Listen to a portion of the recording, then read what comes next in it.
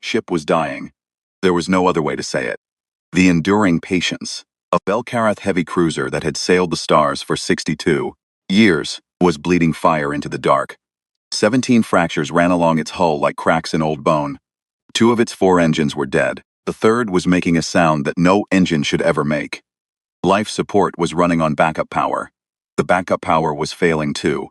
Commander Sail Voss stood in the middle of her command deck and looked at the damage reports on the screen. She did not cry. Karath commanders did not cry. But her hands were very still at her sides, and that stillness said everything. 2 days ago, she had commanded a fleet of 31 ships. Now she had one. And that one was barely holding together. The Battle of Karen Gate had lasted less than 3 hours.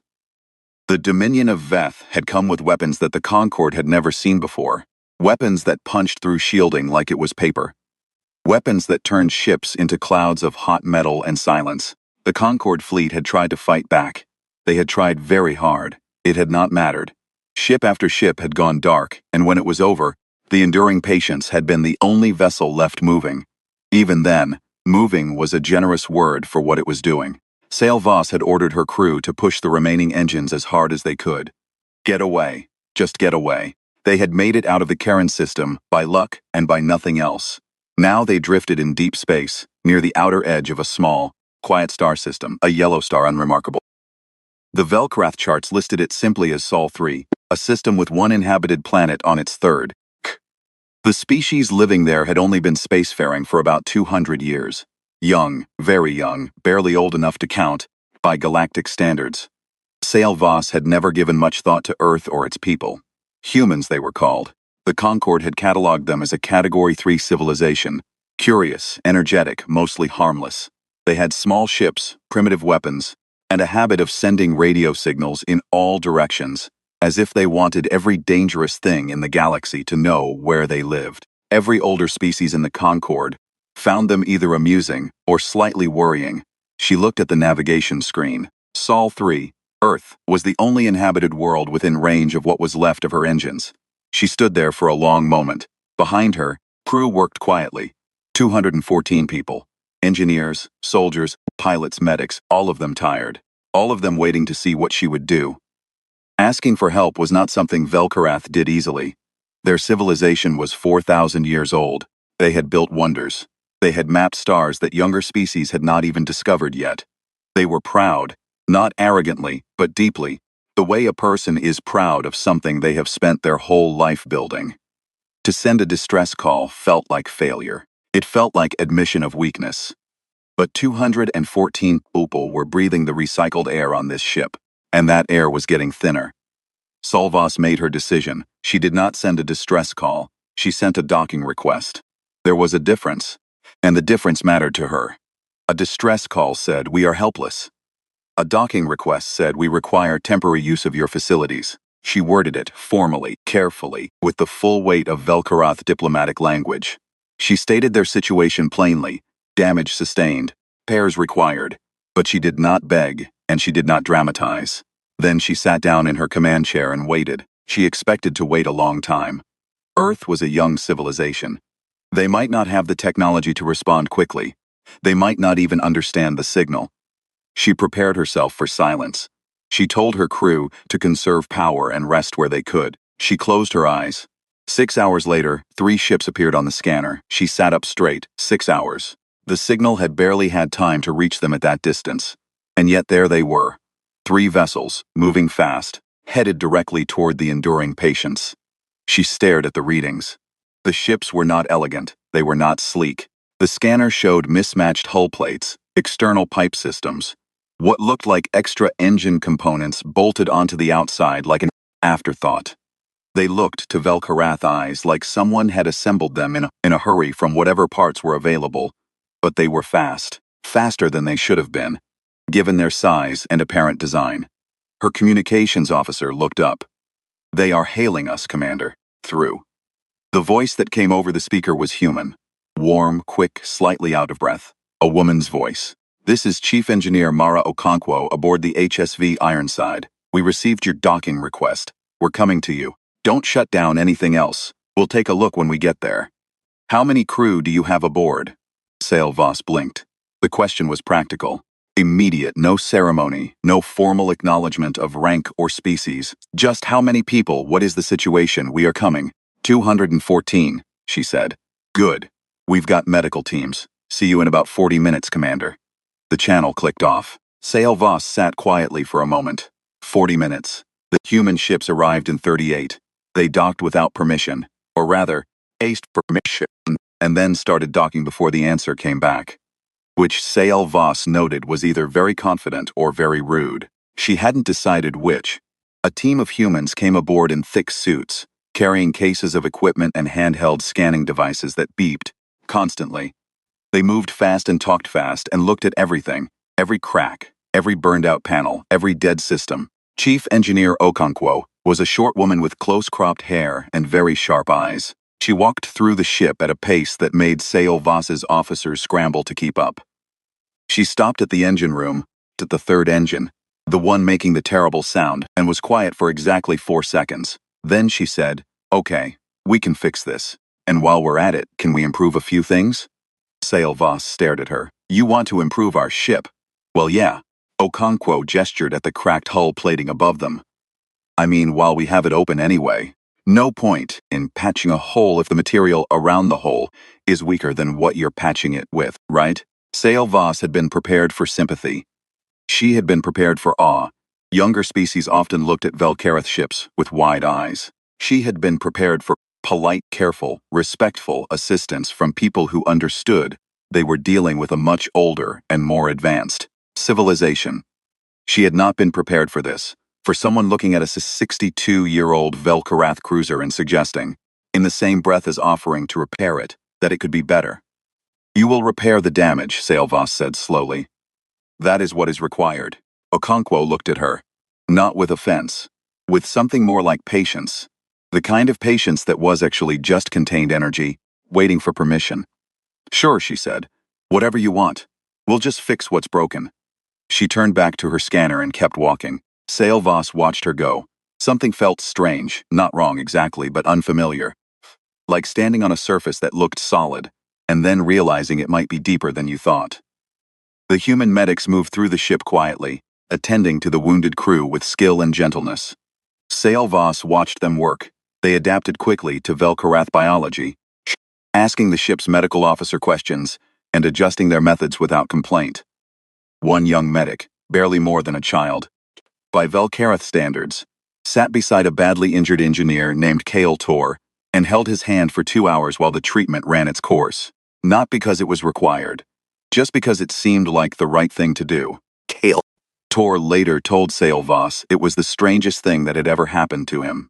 That night, or what passed for night on a drifting ship with failing power, Sail Voss sat alone on the command deck. The human ships were docked alongside, their lights warm and steady in the dark. She could hear, faintly through the hull, the sound of voices and machinery. The humans were already working. She pulled up everything the Concorde had on Earth. The files were thin. Humans had only been catalogued for 200 years.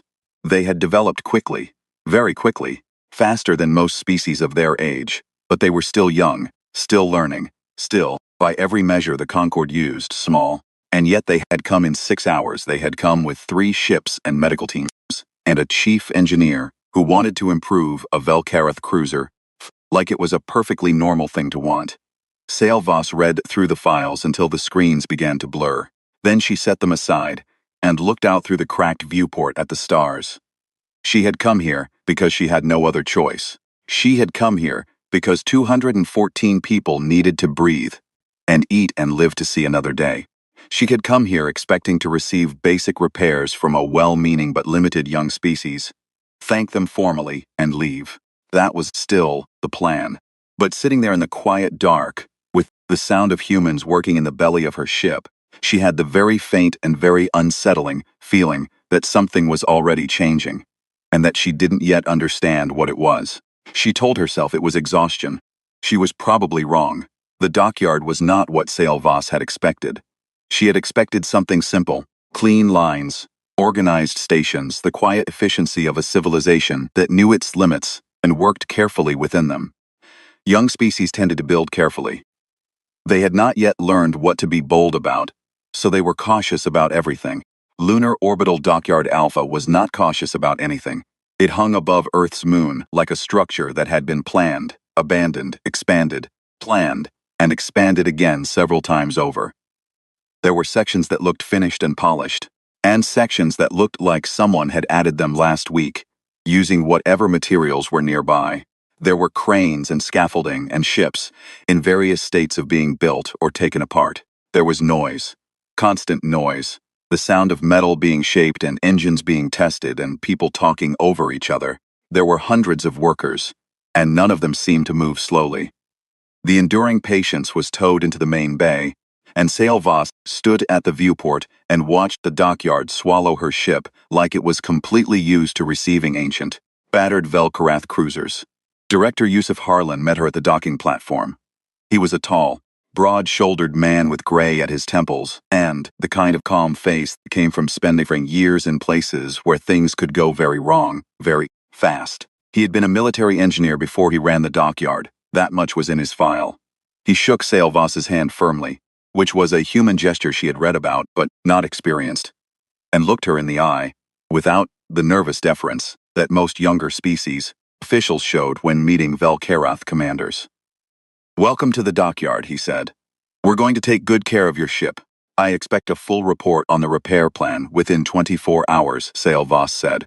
"You'll have one in 12, Harlan said, and walked her to the briefing room. The repair plan, when it came, was 12 pages longer than she had expected, and included 17 items she had not asked for. She called Harlan back and pointed to them one by one. He explained each one patiently without getting defensive, and each explanation was logical. Not elegant, the thinking was blunt and practical rather than refined, but logical. She approved 8 of the 17. Harlan nodded, made a note, and then approved the other 9 anyway without telling her, which she only found out 3 days later. She should have been angry. She found that she was mostly curious. The humans worked in a way that Velkarath engineers did not. Velkarath engineering was structured. There was a plan, and the plan was followed. Changes to the plan were formally proposed, reviewed, debated, and approved or rejected. It was a system that had served them for 4,000 years, and produced some of the finest ships in the known galaxy. Humans did not do this. Humans had a plan, and then someone would look at the plan and say, "What if we did it this way instead?" And someone else would say, "That's crazy, but let me think about it."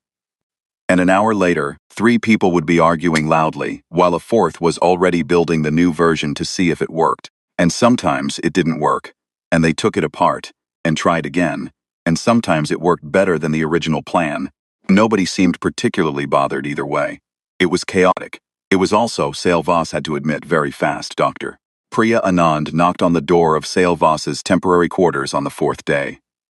She was a small woman with quick hands and a distracted energy, like she was always thinking about 3 things at once. She was a xenomaterial scientist, someone who studied the physical composition of alien materials. She had a request. "I'd like to analyze your hull plating," she said, "the outer shell. I want to understand the alloy composition." Sail Voss raised an eyebrow. "Why?" "Because it's better than anything we make," Anand said, with a cheerful honesty that Sail Voss was starting to recognize as a very human trait. "I want to understand why. And then I want to see if I can make something better. Something better than Velkarath alloy." "I don't know yet," Anand said. "Maybe not better in every way, but maybe better in some ways. Different threat profiles, different stresses. The Veth weapons are energy-based, right? Your alloy is optimized for kinetic resistance.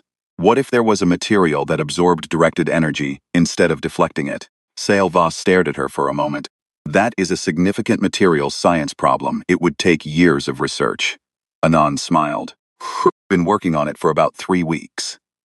I have some early results I'd like to run past you, if you have time." She did have some early results. They were rough and incomplete and full of gaps, but the direction of the thinking was right. Sail Voss recognized it immediately, because the Velkarath had explored a similar direction 200 years ago before concluding it was impractical. She told Anand this. Anand listened carefully, asked several sharp questions, and then said, "Okay, what if you approached it from the molecular bondings instead of the lattice structure? Would that change the conclusion?" Sail Voss didn't know. Nobody had tried it that way. Meanwhile, in the lower levels of the dockyard, something else was happening. Weapons Officer Tan Ra had been assigned a human liaison, a young Sing soldier named Corporal Dmitry Volkov, who had been given the job of making sure the Velkarath crew had everything they needed and didn't accidentally wander into restricted areas. Volkov was young, 24 by his own count, with a relaxed manner, and the habit of telling long stories about things that had almost gone wrong. Hadn't. He and Tanra had very little in common, and within 2 days they were spending most of their free hours together. Tanra showed Volkov how Velkarath weapon systems were calibrated. Volkov showed Tanra the human weapons currently being installed on the refitted ship. Modular rail systems that could be physically swapped out during battle, rearranging the ship's firepower profile in minutes rather than the hours a standard refit required. Tanra looked at them for a long time. "These are not as powerful as standard heavy emitters," he said. "No," Volkov agreed, "but you can swap them mid-fight. Heavy emitter goes down, you don't lose a weapon slot. You drop in a different type and keep shooting. Flexibility over raw power." Tanra was quiet. In 4,000 years of Velkarath military thinking, weapons were fixed systems, permanent installations, designed for maximum output. The idea of sacrificing power for flexibility had never been seriously considered because it felt like admitting weakness. You built the best weapon you could, and you committed to it. Humans had apparently decided that being able to change your mind was more important than being right the first time. He reported this to Sailvas. She added it to the growing mental list she was keeping of things she had not expected. The repairs took 31 days. 31 days of noise and argument and humans appearing at odd hours with new ideas and questions.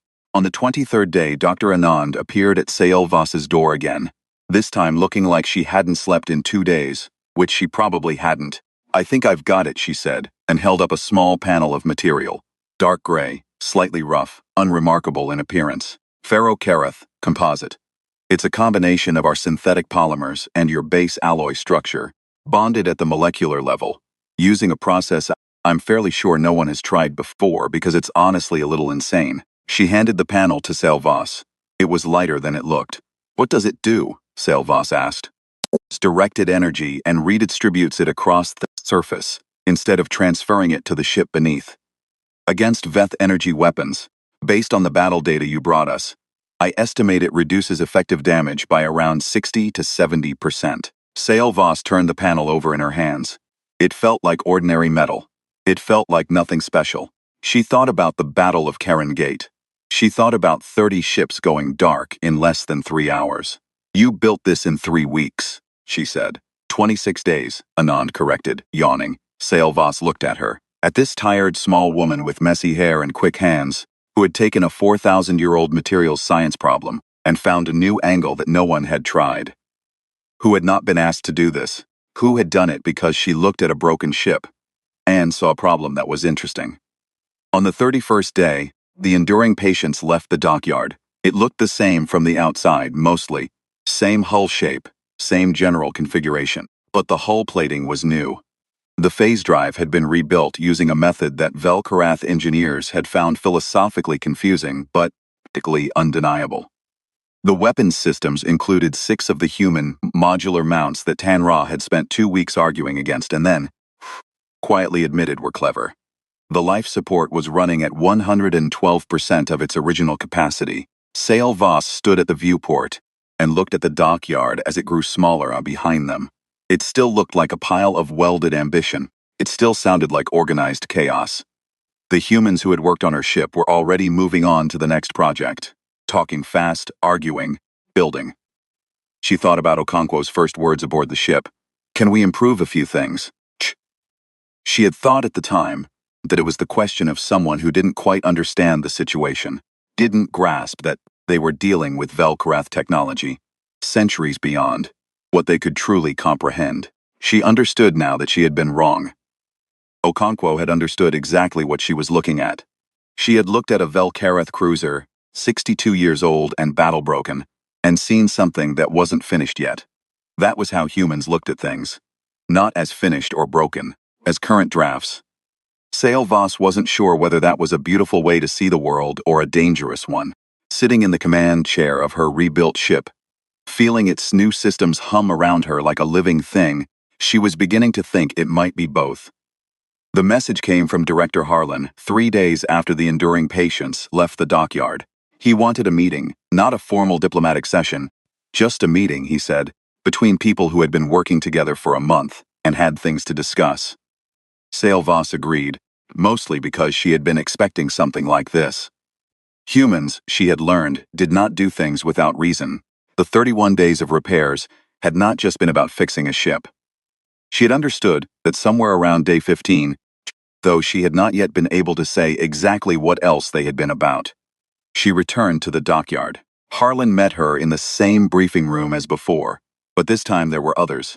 A small group of officials and advisors, sitting quietly along the walls, not crowding the table, just present, watching. Harlan put a proposal in front of her. He had written it cleanly, without excessive language which she appreciated.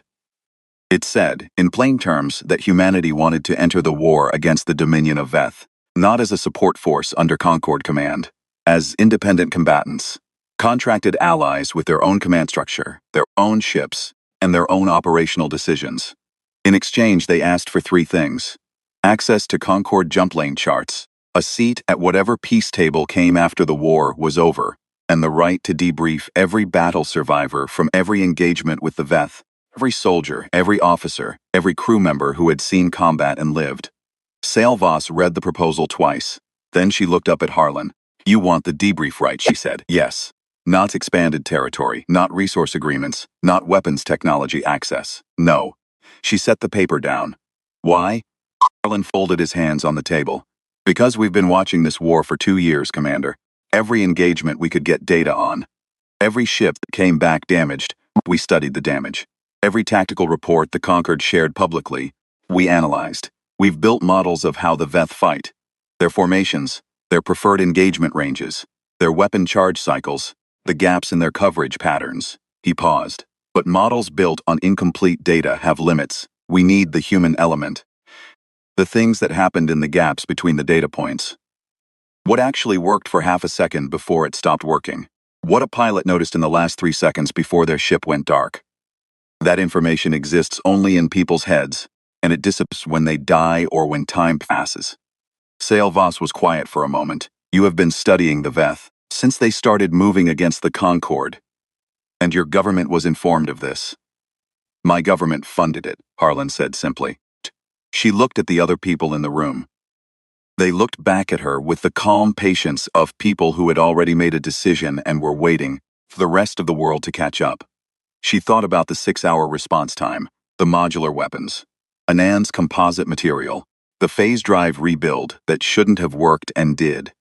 She thought about a species that had spent 2 years cataloging a war they were not fighting, not because they planned to enter it, but because a threat existed, and their response to threats was to learn everything about them. She told Harlan she would take the proposal to the Concord Admiralty. He thanked her without any particular enthusiasm, which meant he already knew what the Admiralty would say, and was prepared for it to take a while. She was right that it would take a while. The Admiralty's initial response was cool. Some members found the proposal presumptuous. Humanity was a Category 3 civilization, barely 2 centuries spacefaring. And here they were proposing to join a galactic war as independent actors rather than support staff. Others were simply skeptical of what a small human fleet could contribute against the Veth, who had destroyed 31 Vel-Karath warships in under 3 hours. While the Admiralty deliberated, things continued to happen without their approval. Dr. Anand's ferrokarath composite had gone into production, not in small quantities, in large ones. 40 human warships were being refitted with the new armor in the docks below Earth's orbit. Voss knew this because Tanra told her, having heard it from Volko, who hadn't seemed to realize it was information that might be sensitive. Humans often didn't, she had found. Not because they were careless, but because they operated on the assumption that shared information was useful. Useful information should be shared. She went to see the human fleet herself. 40 ships. Not the sleek cruisers of the Vel-Karath or the heavy dreadnoughts of the Veth, but something in between, built wide and low, with external weapon mounts clearly designed for swapping, and new hull plates still slightly different in shade from the older plating around them, where the composite had been fitted. She walked along the docking bay and looked at them one by one. They were not beautiful ships. But they had the look of ships that had been thought about very carefully by people who were very good at thinking about problems. Tan Ra walked beside her. He had spent more time at the dockyard than anyone else on the crew, and it showed. He moved through the human facility with the ease of someone who had learned its rhythms. He had stopped finding the noise irritating somewhere around day 20. "The modular mounts," he said, stopping in front of one of the ships. "They've made another iteration. The swap time is down to 4 minutes now." "From what?" 11, when I first looked at them. "They've refined the locking mechanism 3 times. Sail Voss looked at the mount. 4 minutes to completely change a weapon system during active combat. In Velkareth doctrine, weapons were not changed during battle. You entered a fight with what you had and what you had determined what you could do. The idea of redesigning your armament in the middle of an engagement had never been part of the thinking. But then, Velkareth doctrine had been built around fighting other species whose ships also had fixed weapon loadouts. What happened to a doctrine when the enemy suddenly couldn't predict what you were carrying?" She didn't get to finish the thought because an alert came through the dockyard speakers. Calm, not urgent, but clear. A vessel had entered the outer Sol system. Not human. Not Velkarath, Veth. It was a diplomatic ship, as it turned out. Small, single-engine, the kind of vessel used for low-stakes official contact. It stopped at the edge of the system and broadcast a message on Concord standard frequencies. The message was brief. It acknowledged that a Velkarath ship had been repaired at Earth. It acknowledged that Earth appeared to be equipping a fleet. And it told Earth's government, in the flat, certain language that the Veth used for everything, stand aside and allow events to proceed without human interference, or be added to the list of civilizations that the Dominion would deal with in due course. Sail Voss was in the dockyard monitoring station when the message came through. She watched the humans around her. She watched how they reacted. There was no panic, no raised voices, no wide eyes. There was a brief, heavy silence. The kind that happens when something real has arrived and people need a second to recognize it. Then Director Harlan straightened in his chair and said quietly, "Get the council on the line." The council deliberated for 11 hours. Sail Voss had expected this. 11 hours for a civilization to decide whether to go to war seemed reasonable. She sat outside the chamber and waited. When Harlan came out, his face was composed and tired. He looked at her, and she looked back, and neither of them said anything for a moment. "What was the decision?" she asked. He handed her a printed copy of the official Concord channel response that Earth had transmitted to the Veth diplomatic vessel. 3 words. She read them. "Read them again. Get off our lawn." Sail Voss sat with those words for a long time. She had read thousands of war declarations in her years of service. They were usually long documents, formal, detailed, citing precedents and laws and justifications. They used careful language because war was a serious thing, and serious things required serious words. She had never seen a war declaration in 3 words. She was not entirely sure this was a war declaration, but she was also not sure it wasn't. That night, another ship drifted into the Sol system from the direction of Karen Gate.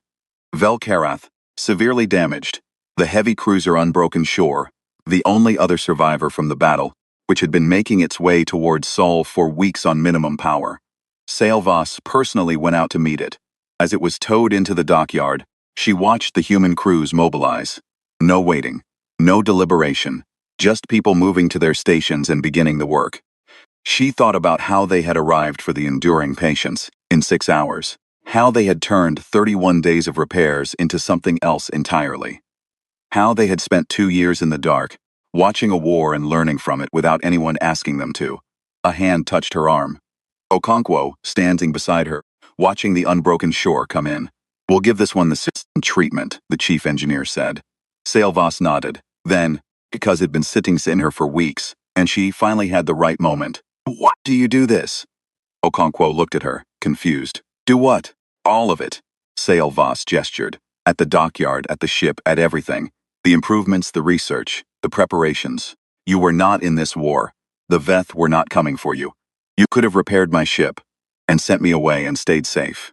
Okonkwo was quiet for a moment. Then she looked back at the unbroken shore as it settled into the dock. When something sinks near you, she said, you fix it.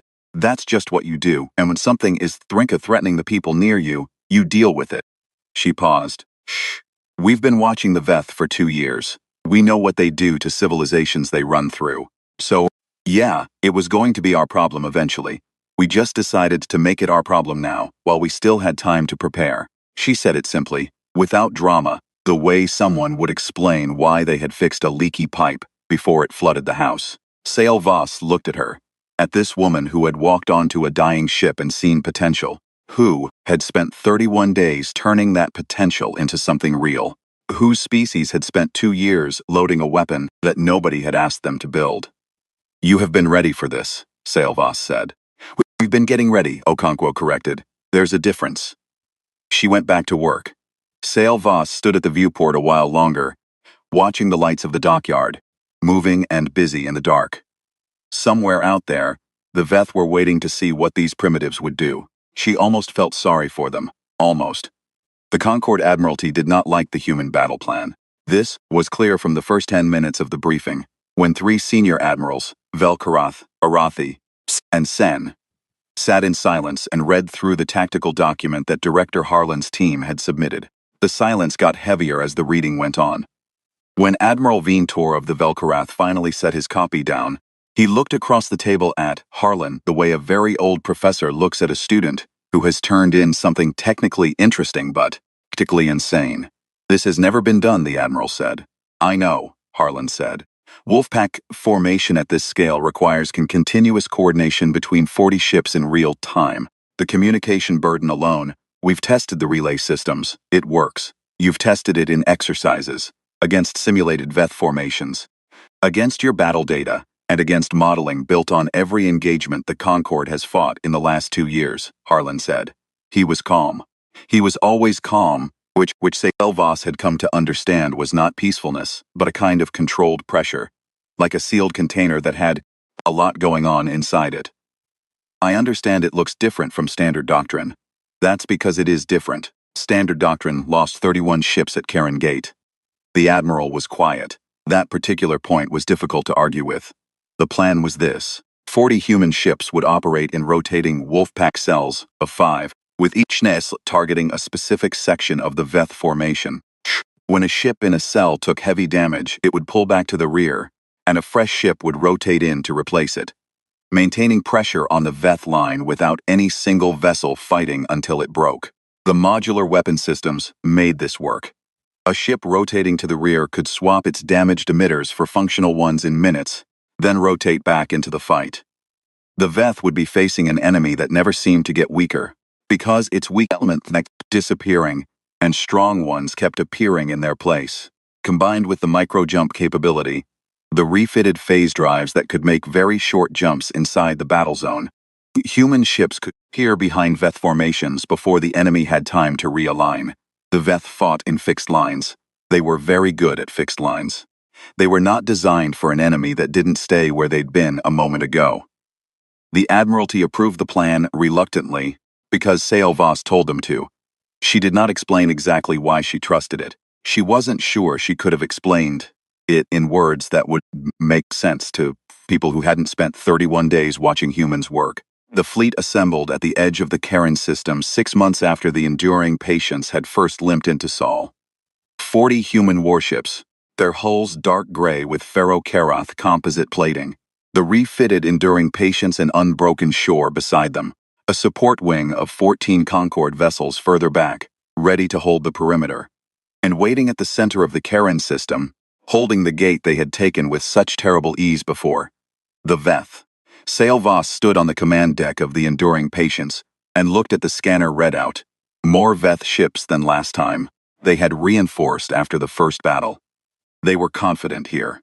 Karen Gate had been their victory, and they saw no reason why it should become anyone else's. Harlan's voice came over the fleet channel. Quiet, straightforward. He didn't make speeches. All cells confirm ready. 40 confirmations came back, one after another. The human ships moved, not in a line, not in the wide defensive arcs that Concord Doctrine preferred, but in 5 loose groups that scattered in different directions simultaneously. coming at the Veth formation from angles that required the enemy to divide their attention 5 ways at once. The Veth responded the way they always responded, efficiently, powerfully, their heavy emitters firing in coordinated salvos that had obliterated Concorde ships at Karen Gate before. The salvos hit, and the human ships kept coming. On the enduring patience, Tanra watched the sensor data and felt something shift in his understanding of what he was seeing. The Ferro-Karath composite was working. The energy from Veth strikes was spreading across the hull surface instead of punching through it. Ships that should have been crippled by a direct hit were slowing, absorbing, and then pushing forward again. Not unharmed, but moving, still there. The first rotation happened 8 minutes into the battle. A human ships in Cell 3 took concentrated fire from 2 Veth destroyers at close range, too much even for the new armor. It began to fall back. Before the Veth could redirect their fire toward a new target, fresh ship slid in from the rear, appearing on the scanner right where the damaged one had been, its weapons already firing. The Veth targeting systems recalibrated. The ship they had just been shooting at was gone. The new one was already too close. And then the microjumps started. It was disorienting even to watch on the scanner. A human ship would be engaged at one position, hold for a moment, and then simply not be there anymore, appearing instead behind a Veth-heavy cruiser. Inside the gap in its rear shielding, firing at angles the enemy's armor was not designed to handle. Vel-Karath pilots had trained to never jump inside a combat zone. The margins were too small, the risks too high. Human pilots had apparently decided the risk was acceptable if the alternative was fighting the hard way.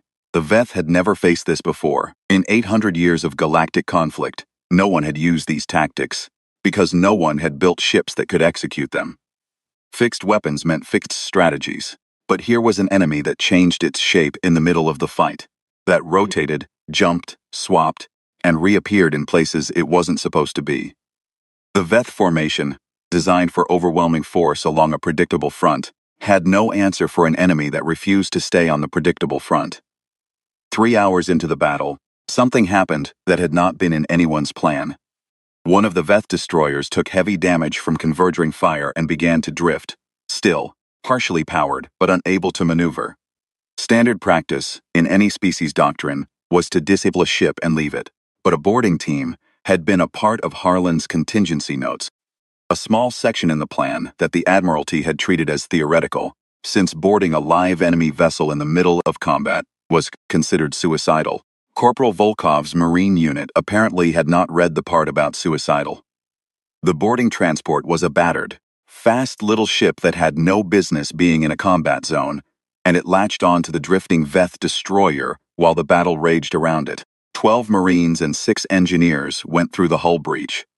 Tanra lost track of the scanner feed for a while because he was too busy managing the enduring patience's own weapons. When he checked back 40 minutes later, the Veth destroyer was firing again. At the Veth fleet, he stared at the sensor reading. He looked at it again. He calmed Volkov's channel. "Volkov, are you inside that ship?" A cheerful, slightly out-of-breath voice came back. "Yep, the drive systems were actually pretty easy to figure out," Dima said to say hi. "Dima is you." "Yeah, it's a nickname thing." "Listen, we've got maybe 20 minutes before the power cells overheat, so..." "You repaired and repurposed a Veth destroyer, mid-battle. I mean, I wouldn't say repaired, more like temporarily redirected. We've got to go, Commander. The Veth are going to notice any second now."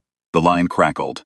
On the scanner, the captured destroyer made 3 more firing passes into the rear of the Veth formation before its power gave out, and it went dark. Volkov's boarding team made it back to the transport with 2 minutes to spare. Tanra sat and thought about this for a moment. Then he went back to work, because the battle was still going. It lasted 9 hours in total. 9 hours of rotations and micro-jumps and swapped weapon loadouts and a level of operational chaos that somehow produced consistent, terrible pressure on the Veth formation from every direction at once. Harlan's voice was on the command channel the whole time, calm, precise, reading the battle like he was solving a problem that was just taking a little longer than expected.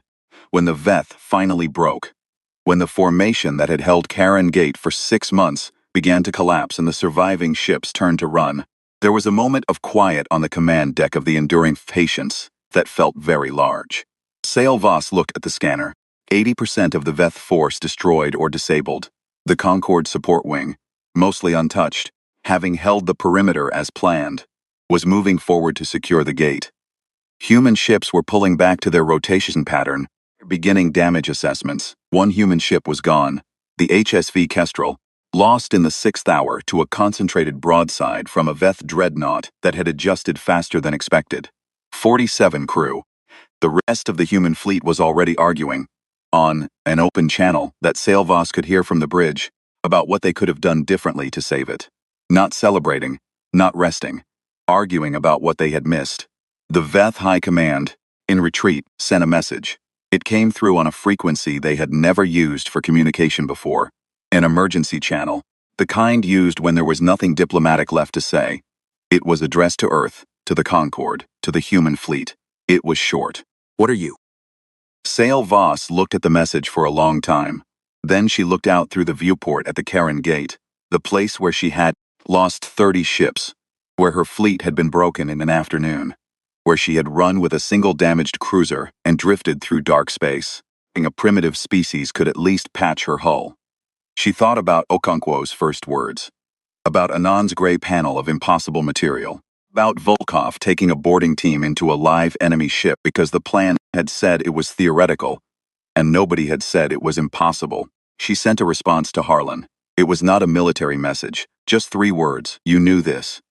His response came back in 30 seconds, "We hoped. There's a difference." She thought about that. She was still thinking about it when the Concorde flag went up over Karen Gate for the first time in 6 months, and the battle that was supposed to be impossible was somehow over.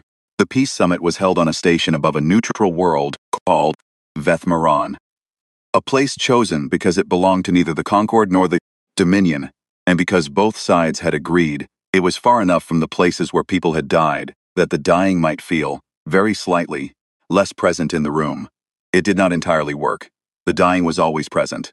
But the agreement was signed, and that was what mattered. Sailvoss attended as the senior Velkarath representative. She sat at a long table alongside Concorde delegates from 11 species and watched the Veth negotiators on the far side. They were a disciplined people, the Veth. Even in defeat, they sat straight and spoke in measured tones and gave nothing away in their faces. She had fought against them, and she could respect that. Pride was something she understood. What she could not stop watching was the human delegation. Harlan sat 3 seats to her left. Anand was 2 seats beyond him, working on something on a datapad. Even during the formal portions of the ceremony, several diplomats found rude, and which Sailvoss had long since accepted, was simply how Anand worked. Her mind didn't stop for formalities. There were 11 other human delegates, each representing different departments and roles, and they moved through the summit the same way they did everything. Fast, practical, relentlessly focused on the specific outcome they wanted. The debrief rights were written into the treaty on page 7. Easy to miss, buried between Shipwrecking Lane agreements and Veth reparation schedules. Nobody from the Veth side argued it much. They didn't fully understand what they were conceding. Sailvoss suspected was exactly what the humans had intended. After the signing, the summit dissolved into smaller conversations. The kind of careful, quiet diplomacy that happened in corridors and at food tables, where the things that couldn't be said in formal session got said anyway. Sailvoss moved through these conversations for 2 hours, then stepped away to a small observation lounge at the end of the station's upper corridor. The viewport there looked out at open space. No planets, no ships, just the dark and the stars and the quiet that existed between things. She heard footsteps and turned. Harlan came in, carrying 2 cups of something warm. He held one out. She took it. Human tea. She had tried it once at the dockyard and found it pleasant in a simple way. He sat down across from her, and they were quiet for a moment looking at the stars. "You did well in there," he said. "The Velkarath knew what outcome was acceptable before we arrived," she said.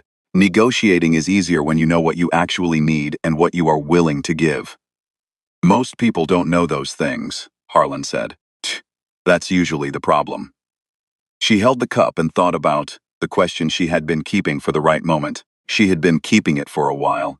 It was the kind of question that felt too large to ask in a busy place, so she had waited for a quiet one. "When you saw my ship," she said, "for the first time, Broken, in the dark, drifting. What did you actually see? Harlan turned the question over before answering. She appreciated that. He didn't reach for the first words available, he thought. Something worth saving, he said. And something we could learn from. Sailvoss looked at him. Among my people, a broken ship is a failure. Among mine, it's a record of what survived, he said. The ship was still there. That means something made it through. Whatever that thing was, you understand it better than you did before it happened. She considered this. 4,000 years of Velkaroth civilization, they had built some of the most sophisticated ships in the galaxy. They had engineered systems of remarkable precision. They had, by every technical measure, been superior to Earth in almost every way when the enduring patience had drifted into Sol's outer edge. And yet something had been missing. Not in the technology. In the way they thought about it. Velkaroth engineers built things to be finished, to be complete. A ship once built was what it was. The best its designers had made it, and therefore the thing that sailed. The idea that a finished thing could be the beginning of a better thing was not how they approached their work. Completion was the goal, and you did not tinker with completion. Humans did not believe in completion. Every finished thing was the platform for the next idea. Every working system was a question about whether it could work differently. It was restless, and sometimes inefficient, and occasionally drove Sailvoss into quiet frustration. But it had also produced Ferro-Karath composite in 26 days, modular weapons with 4-minute swap times, and a battle plan that had broken a Veth defensive line in 9 hours that had held for 6 months. I want to ask you something, she said, and I want an honest answer. Always, Harlan said. Were you afraid? When the Veth sent their message, when your council was deciding whether to go to war, were your people afraid? He was quiet. Then, yes, very much. You didn't show it. Being afraid and showing fear are different things. He looked at the stars. We were afraid the whole time. Afraid during the repairs. Afraid during the preparation. Afraid at Karen Gate. Fear is just information. It tells you something serious is happening. What you do with it is the part that matters. Sailvoss thought about standing on the command deck of her broken ship, looking at the damage reports, her hands very still at her sides. She had been afraid then too, but she had also been proud, and the pride had kept the fear from becoming the loudest thing in the room. Humans, it seemed, manage the same balance differently. Fear and work at the same time. Fear and jokes and arguments and building things. Fear that never stopped anything, because stopping was not considered an acceptable response. She stood and looked out the viewport one more time. Then she said, I would like to show you something when we return.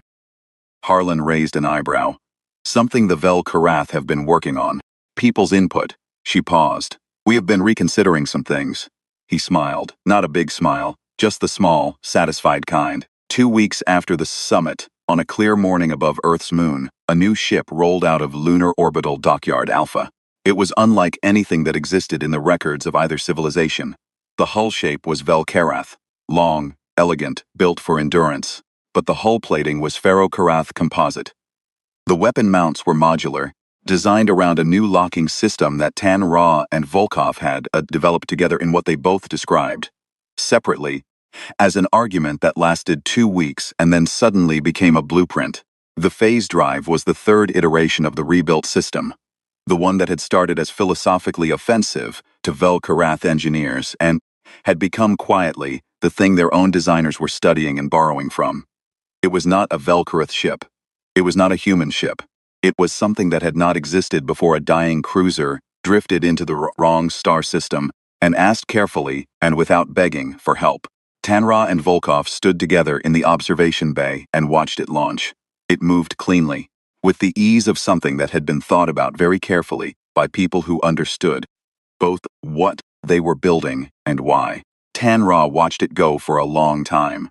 Then he said quietly, what had been sitting in him for months, the thing he had been trying to find words, since the first day he had watched human engineers argue their way to a better answer. We came to you for repairs, he said. We did not know we were coming to be remade. Volkov stood beside him, hands in his pockets, watching the ship grow smaller as it moved into its first orbit. That's usually how it goes, he said. Tanra looked at him. Does it not feel strange to you? To change people without intending to. Volkov thought about this with the genuine seriousness he showed whenever a question was worth it. "We didn't change you," he said. "We just worked next to you. You changed yourselves." He paused. "That's the only way it actually works." The ship completed its first orbit and came around again, catching the light of the sun, clean and bright and new, carrying in its design the shape of two civilizations that had found each other at the worst possible moment and done something useful with it. Across the galaxy, the debrief teams were already at work. Anand's materials research had branched into 12 new directions, 4 of which nobody had anticipated. The Concord Admiralty was revising its battle doctrines for the 3rd time in a year. 3 other species had quietly sent observers to Lunar Dockyard Alpha, wanting to see what was happening there and what they might learn. And in a quiet room in the station above Vethmiron, a Veth diplomat sat alone and read through the terms of the treaty one more time. He stopped at page 7, read the debrief rights clause, then read it again. He sat very still for a long moment. He was beginning to understand what they had given away. Not territory, not weapons, not power. Something that would outlast all of those things. The right to know, the right to learn. Given to a species that treated knowledge the way other species treated oxygen, as something they could not function without, as something worth going to extraordinary lengths to obtain. He closed the document. The Vel Karath had built wonders over 4,000 years. The Veth had conquered with disciplined precision over centuries. Somewhere in the unremarkable light of a yellow star, a young species had spent 200 years doing what humans always did. Watching, learning, building, and improving. And then, when the moment arrived, had turned a broken ship into a beginning. Not because anyone asked them to. Not because it was their war. But because something was broken near them, and broken things, to humans, simply problems that had not been solved yet. That was the thing nobody in the galaxy had seen coming. Not the weapons, not the armor, not the tactics, or the wolf pack formations, or the engineers who boarded live enemy ships in the middle of a battle. The most dangerous thing about humanity was the most ordinary thing. They could not look at a problem and walk away from it. They never had. They never would. And somewhere in that stubbornness, quiet and constant as gravity, the war had already been won long before a single shot was fired.